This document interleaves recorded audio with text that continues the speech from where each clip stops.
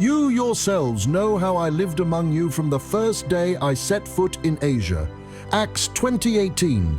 Today's first reading presents the opening of the moving speech Paul addressed to the elders, the authorities of the community of Ephesus.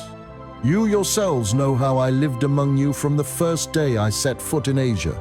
Paul's motives had always been pure and transparent, which is why he did not hesitate to invite his disciples to judge his apostolic activity. He had always been a model for the flock, and he could be held up as an example, as he wrote to the Corinthians, "Follow my example as I follow the example of Christ." 1 Corinthians 11:1.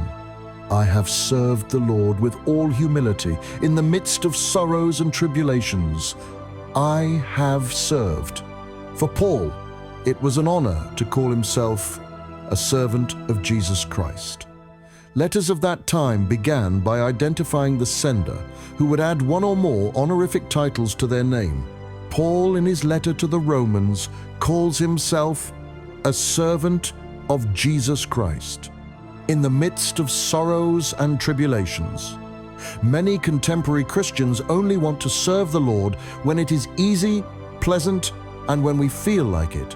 Many say, "I go to Mass when I feel like it." In contrast, the apostle served him in the midst of tears and trials, as he literally states. The Old Testament referred to illness and persecution as trials. Paul served the Lord even when he was sick, see 2 Corinthians 12-7, and never expected applause for his service. Colossians 4:13.